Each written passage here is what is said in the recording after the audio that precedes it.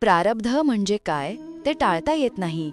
आपण केलेली कर्मे ही कधी ना कधी भोगावीच लागतात, त्यातून सुटका नाही. म्हणूनच असं झालं नसतं तर बरं झालं असतं, असं केलं असतं तर आयुष्य बदललं असतं, हे सगळं विसरून जा. कारण जे झालं ते तसंच होणार होतं. ते आपल्या पूर्वीच्या कर्मफळाचंच परिणाम असतं.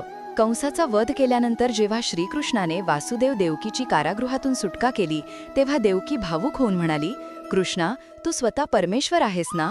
तर मग तू कधीही कंसाचा वध करून आमची सुटका करू शकत होतास.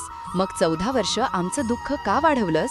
यावर श्रीकृष्ण हसून म्हणाले, माते, गेल्या जन्मी तुम्हाला 14 वर्ष वनवासात का पाठवलं होतंस? देवकी चकित झाली. ती म्हणाली, मी तुला वनवासात कधी पाठवलं? हे काय बोलतो आहेस? श्रीकृष्ण पुन्हा म्हणाले, माते, तुला आठवत नाही, कारण ती घटना गतजन्मातील आहे. त्या जन्मी तू कैकई होतीस आणि तुझ्याच इच्छेमुळे मला 14 वर्ष वनवासाला जावं लागलं होतं. हे ऐकून देवकी अधिकच थक्क झाली आणि म्हणाली, अरे, जर मी कैकई होते तर मग त्या जन्मी कौसल्या कोण होती? श्रीकृष्ण मंद स्मित करून म्हणाले, माते, त्या जन्मी कौसल्या म्हणजेच या जन्मीची माता यशोदा, जिला त्या जन्मी 14 वर्ष पुत्रप्रेमाला मुकावं लागलं. तेच प्रेम ह्या जन्मी तिला माझ्या बालरूपात लाभलं आणि तुला पुत्र असूनही त्याचं सुख उपभोगता आलं नाही.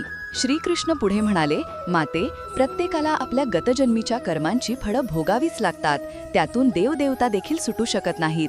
मग आपण सामान्य माणसं काय? आपल्याला भोग आहे तो संपवणंच योग्य, कारण त्याशिवाय दुसरा मार्ग नाही.